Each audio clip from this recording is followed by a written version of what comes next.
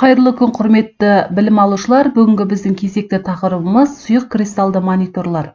Бүгінгі сабақтың мақсаты сұйық кристалды мониторлар туралы жалпы мәліметтер және жұмыс істеу принциптері, артықшылықтары мен қолдану аймақтары, пайда болатын ақаулықтарын анықтау және оларды жою әдістерімен танысатын боламыз. Монитор бір компьютердің бейнекарта арқылы жасаған бейне және графикалық ақпаратты бейнелейтін компьютер құрылғы болып табылады. Бейнелік құрылғы яғни екі бөліктен тұрады. Ол бізде монитор және адаптер. Біз тек мониторды көреміз, ал адаптер электронды есептеуіш машинаның қораның ішінде орналасқан мониторды басқару блогы болып табылады.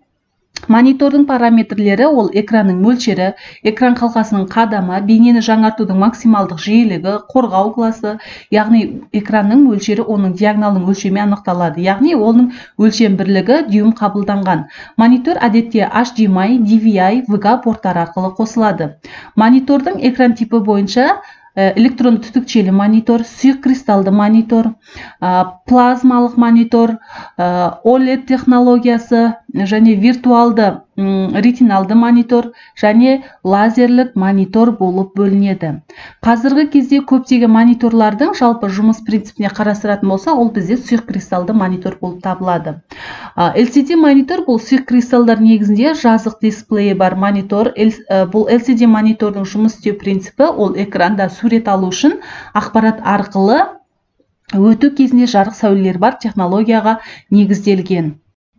Сұйық кристалды монитор үш функционалдықты блоктан тұрады. Яғни бірінші ол суретті өңдеу блогы, сұйық кристалды панелі және қоректендіру блогы болып табылады. Бұл жерде қоректену блогынан бастайтын болсақ, біздің алдымызда газ разрядты шамдарға жоғары кернеуі беру үшін қосымша инвентор бар электрониканың кәдімгі қуат көзі блогы болып табылады. Ал суреттерді өңдеу блогы одан да оңай. Бұл систем On-Chip тәсілінің арқасында көптеген функцияларды, яғни Display Engine атауын алып жүретін интеграцияның жоғарғы дәрежесі бар жалғыз микросхемамен орындалады. Ал сұйық кристалды матрицаның блогы бұл жерде бейне сигналды тік және көлденең пиксельдің адресациясына түрлендіруді орындайтын матрицаның басқарудың электрондық тақтасы. Шын мәнінде сұйық кристалды панельдерден тұрады.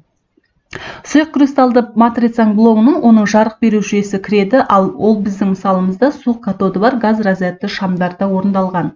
Шамдар жоғарыдан және төмен орналған, оларды сәулену матрицаның артқы жақта тұрған, яғни жарық өткізгіш рөлі ретінде жартылай мөлдір панель шетінде бағытталған. Бұл панельді жасау сапасына матрица жарығының біркелкіліне байланысты болады. Нәтижесінде сұйық кристалды мониторлар үшін суреттің сапасы анықтайтын негізгі элемент оның матрицасы болып табылады.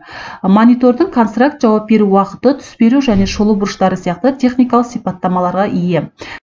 Қазіргі уақытта ең көп таралған ол сұйық кристалды панель технологиясы бар. Ол көріп тұрғандарыңыздай Twisted Pneumatic, In-Plane Shitter, Vertical Arrangement. Олардың арасында негізгі айырмашылық ол сұйық кристалды молекулалардың әртүрлі бағытталуында және басқарушы электр өрісін беру тәсіліне болып табылады. Енді TNET матрицасына келетін болсақ, бұл матрица ең көп таралған бюджеттік түрі. Бұл сұйық кристалдардың молекулалары бастапқы күйінде спиралға оралған. Бұл матрицаның түрі үшін ең аз жауап беретін уақытына тән. Бұл оның кең таралуына себеп болады. Бұл 17 дюймдік пиксельдердің көпшілігі және 19 дюймдік жартысына дейін TNET матрицасы бар. Бұның кемшілігі қатты түс беру, яғни эталонның өте алыс, бейненің ашық аймақтарында бөлшектердің жоғалуы, шолудың шағын бұрыштары, әсіресе тік жоғары емес констракт. Сонымен қатар, осындай матрицаларға сынған пиксельдер жарық өткізеді, сондықтан экранда олар ашық, көк, қызыл және жасыл нүкте түрінде көрінеді. Егер сіз қозғалатын бейнені ең аз майланатын монитор қажет болса, TNET ең жақсы таңдау болып табылады.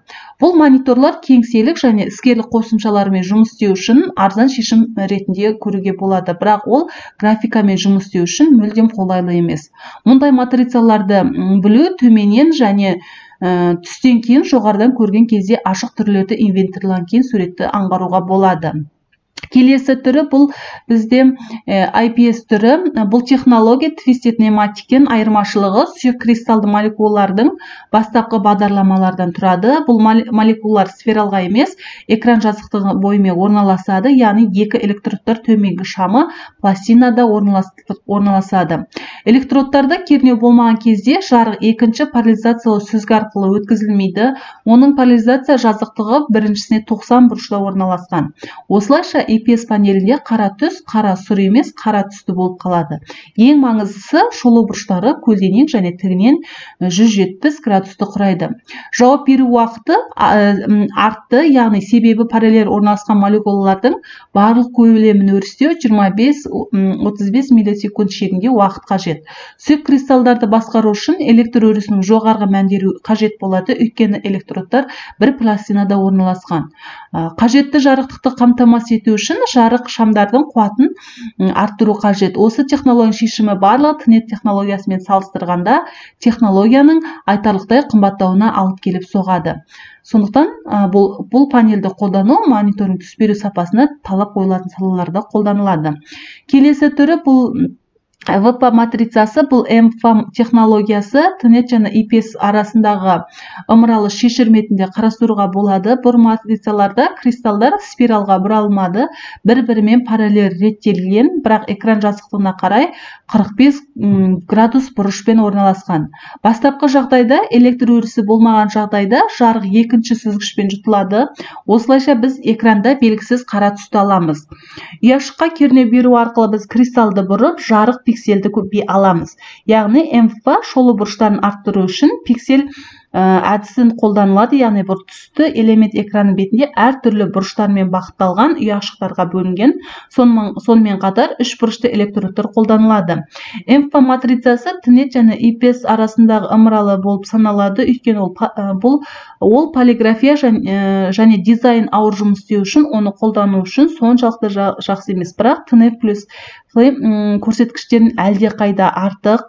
Айталық бұл монитор ойын үшінде, кино көру үшінде, әуесқой фотосуреттер өңдеу үшінде қажет болатын әмбебап шешім болып табылады. LCD монитор құрылымы бірнеше қабаттардан тұрады, әр қабатының өзінің тағайындалуы бар. Яғни бірінші қабат бұл сұйық кристалды матрица, жарық жүйесі, ол суық катод пен люминесцентті шамдарды немесе жарық диодты пайдалана отырып орындалуы мүмкін. Екінші қабат бұл барлық матрицаның жарығының біркелкі деңгейін арттыруға мүмкіндік беретін шашыратқыш сүзгі келеді.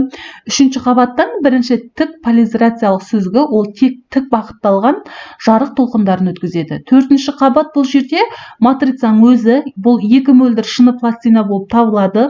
Олардың арасында поляризациялық заттың молекулалары, яғни сүйек кристалдары орналасқан. Бесінші қабат әр субпиксельдің түсі үшін жауап беретін арнайы түсті сүзгіштер бар. Ал соңғы қабат екінші көлденең поляризациялық сүзгі, ол тек көлденең толқындарды өткізеді. Яғни сүйек кристалды матрицаларда әрбір кристалл экрандағы суретті белгілі бір нүкте үшін жауап береді. Монитор жұмыс істеген кезде жарық жүйесінің жарық арқылы өтетін сұйық кристалдар қабатымен, яғни пиксельдер нүктесі боялған әр түрлі түсті көреміз. Әрбір пиксель 3 пиксельден тұрады, қызыл, жасыл, көк түстен тұрады. Осы 3 базалық түстердің көмегімен экранда 17 миллион түрлі түстерді көрсете алады. Бұл түстің тереңдігі әр пиксель арқылы өтетін түрлі жарық санына дейін жетеді. Енді сұйық кристалды мониторлардың бұл артықшылықтарына келетін болсақ, бұл үнемділік, электромагниттік сәуленің болмауы, жарқылдаудың болмауы, жеңілдігі мен ыңғайлығы, экранның үлкен көрінісі, сурет пен түстің анықтығы, яғни жоғары болуы. Сұйық кристалды бұл дисплейлердің қолдану аймағына келетін болсақ, бұл компьютерлер, смартфон, планшет, нетбук, тағы басқа мобильді құрылғыларда, яғни тұрмыстық техникада, медицинада, саудада, фото және бейне аппаратураларда, яғни мультимедиялық құрылғыларда және тағы басқа құрылғыларда осы сұйық кристалды дисплейлер кездеседі.